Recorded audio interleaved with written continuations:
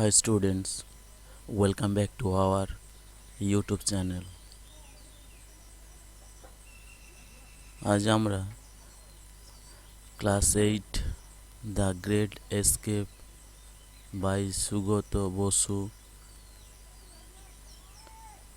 Part 2 activity 10A activity 10B আলোচনা করব। চলো, লেটস গেট স্টার্টেড।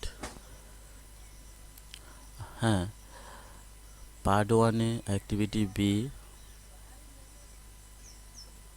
মিসিং ছিল, তাই আমরা পার্ট 2-তে ইনক্লুড করে দিয়েছি। ওকে, চলো।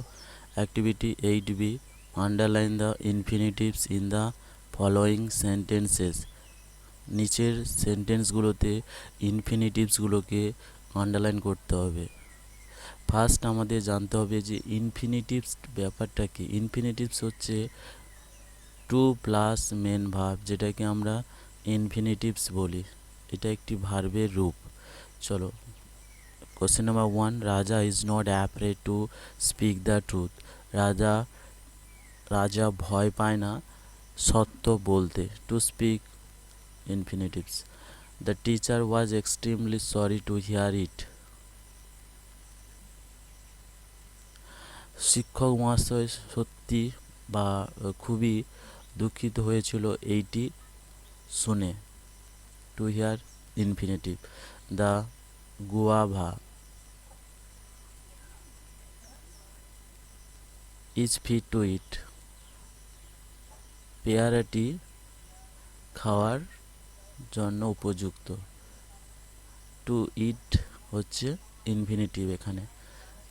4 নম্বর এবং last sentence of activity 8B, to find fault is easy. Fault ভুল বা সমস্যা খুঁজে বের করা খুবই সহজ। আচ্ছা, আজকের অ্যাক্টিভিটি 10Bতে যাওয়া যাক। 10A যেখানে রয়েছে writing skill. Suppose you have read an interesting adventure story recently. মনে করো তুমি একটি আকর্ষণীয় দুঃসাহসিক গল্প পড়েছো সাম্প্রতিক। Write a letter in about 80 words to your aunt describing the story and telling her why you liked it। এবং চিঠি লিখতে হবে 80টি শব্দে। তোমার সেই আন্টকে কি বলতে হবে চিঠিতে, না চিঠির মধ্যে ডেসক্রাইব করতে হবে কি না স্টোরি, এবং টেলিং হার, এবং তাকে বলবে হোয়াই ইউ লাইকড ইট, কেন তুমি এই গল্পটি যেটা রিসেন্ট পড়েছো সেটা তোমার পছন্দ হয়েছে। ফার্স্ট আমরা অ্যাড্রেস করব, যেহেতু ডিয়ার আন্ট অ্যাড্রেস করছি যেহেতু আন্টকে, তাই ডিয়ার আন্ট। ঠিক ডান সাইডে তোমার কি হবে অ্যাড্রেস। নেক্সট চলে আসবো body of the letter. Hope you all are well. আশা করছি তোমরা সবাই, বাড়ির সবাই ভালোই আছো। Last Sunday I read an interesting adventure story. আমি পড়িয়াছিলাম একখানি দুঃসাহসিক গল্প। I would like to share my thoughts experience with you. আমি আমার সেই চিন্তাভাবনা এবং অভিজ্ঞতা তোমার সাথে শেয়ার করে নিতে চাইছি। The story is all about the king Robert Bruce, who once was the king of Scotland. এই গল্পটি একটি রাজা রবার্ট ব্রুসকে নিয়ে, যে একসময় স্কটল্যান্ডের রাজা ছিল। হি ফট ব্রেভলি আর্লিয়ার ব্যাটলস। প্রথম দিকে অসংখ্য বা অনেক যুদ্ধে তিনি সাহসিকতার সহিত যুদ্ধ করেছিলেন।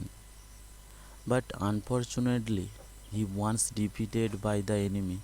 কিন্তু দুর্ভাগ্যবশত তিনি একসময় বা একদা পরাজিত হয় শত্রুপক্ষের দ্বারা। হি fled from the battlefield and hid himself in a isolated cave to save his life. যেহেতু যুদ্ধে হেরে গিয়েছিল তাই সে পালিয়ে গিয়েছিল সেই যুদ্ধক্ষেত্র থেকে এবং নিজেকে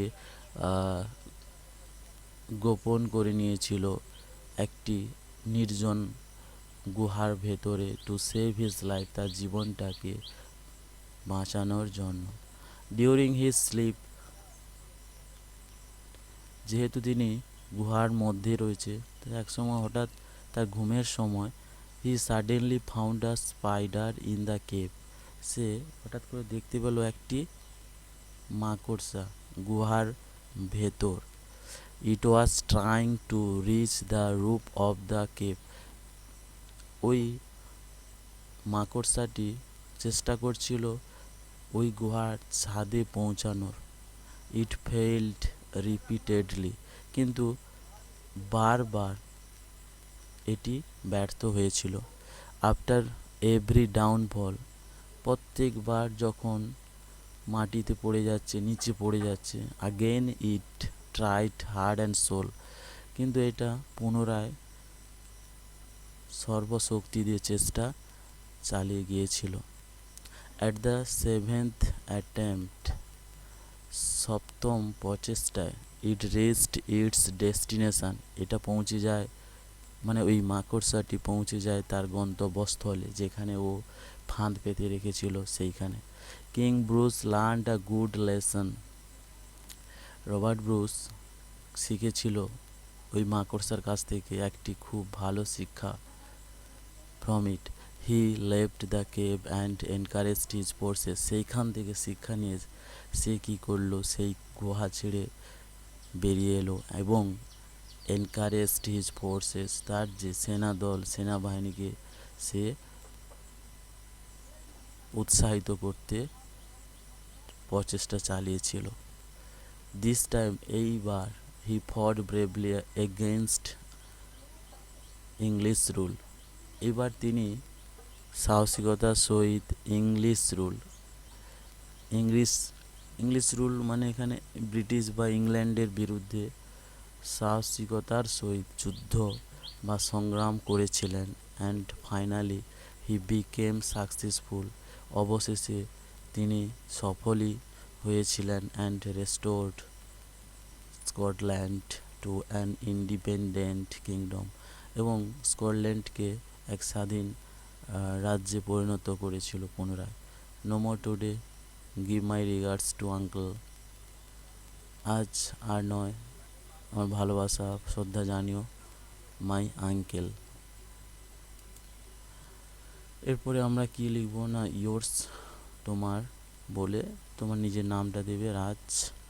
এরপরে বাঁ সাইডে লেটারের তোমার এখানে লেখা আছে দেখো, ইয়োর আন্টস অ্যাড্রেস, তোমার আন্টসের নাম দেবে, একটা ঠিকানা দেবে, village, post Uttarpara, dist south 24 Parganas, pin number তোমার মতো করে দেবে। এই ছিল অ্যাক্টিভিটি 10A। এরপরে আমরা চলে যাব অ্যাক্টিভিটি 10B। অ্যাক্টিভিটি 10Bতে কি বলছে চলো দেখে নিই। Write a summary of the following passage, নিচে একটি প্যাসেজ রয়েছে, সেই প্যাসেজের একটি সারাংশ লিখতে হবে। তাহলে প্যাসেজে কি রয়েছে সেটা আগে পড়ে নিই আমরা। Mahatma Gandhi was very honest from his childhood, Mahatma Gandhi ছিলেন খুবই সৎ তার সেই বাল্যকাল থেকে। হি নেভার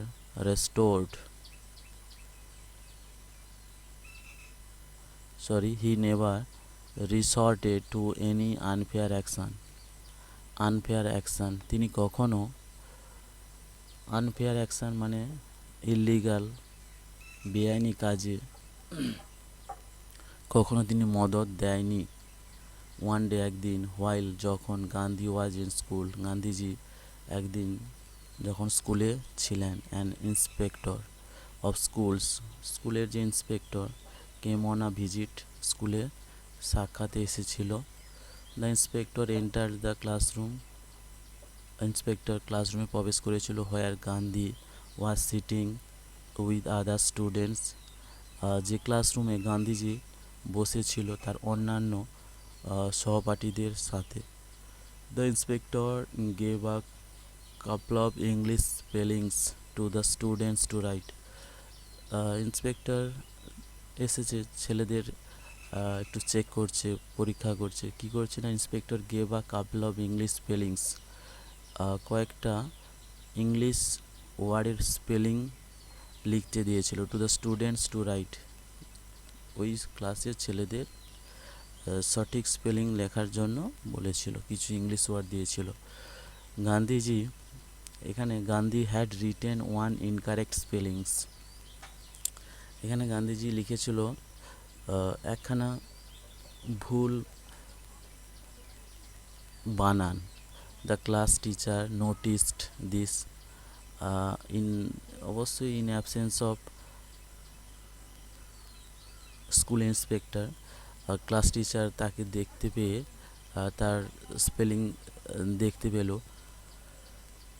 একটা স্পেলিং ভুল রয়েছে, ইন্ডিকেটেড উইথ হিজ আইজ, এবং চোখে, না এখানে অবশ্যই ক্লাস টিচারই ছিল, কিন্তু ক্লাস টিচার ছিল প্লাস ইন্সপেক্টর ছিল, কিন্তু ফার্স্ট গান্ধীজির যে স্পেলিংয়ের যে মিস্টেক রয়েছে একটি, সেটা কিন্তু স্কুল টিচারের দৃষ্টিগোচরে আসে।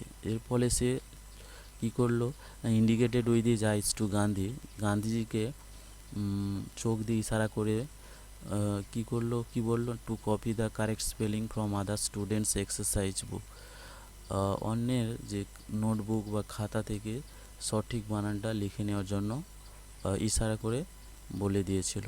But he did not do this, কিন্তু গান্ধীজি যেহেতু অন্যায় কাজ করেন না, তাই সে এটা কপি করলো না। After the inspector left, inspector যখন চলে গেল ক্লাসরুম থেকে, দ্য ক্লাস টিচার স্কোল্ডেড হিম,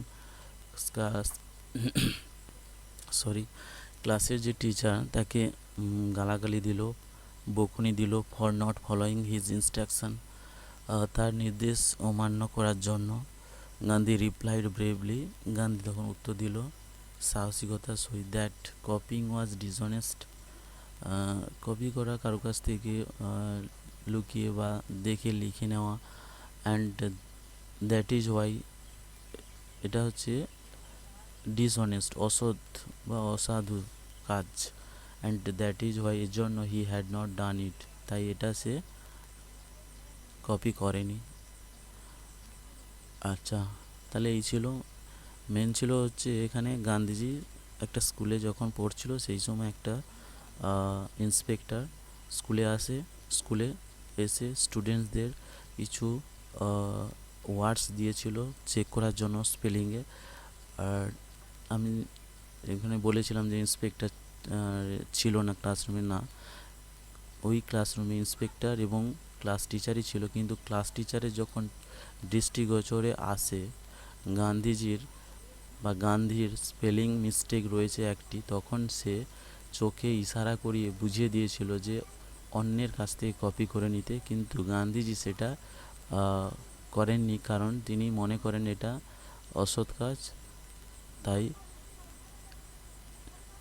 এর ফলে কিন্তু টিচার তাকে বকুনিও দিয়েছিল, কিন্তু তার উত্তরও দিয়েছিল যে কপি করাটা হচ্ছে অসৎ কাজ, তাই সেটা করেনি। আচ্ছা, এই ছিল মেন সামারির বা প্যাসেজের বিষয়বস্তু। এবারে আমরা আসবো সারাংশ বা সামারি বা সারাংশ লিখবো। সাধারণত আমরা কীভাবে লিখবো না, টোটাল বিষয়বস্তুটি পড়ে তার মধ্যে থেকে মেন যে পয়েন্টস বা কোন বিষয়টি অ্যাকচুয়ালি এই প্যাসেজের মধ্যে বলা হয়েছে সেইটা আমরা নিজের ভাষায় লিখব। সামারি রাইটিং, সারাংশ লিখন।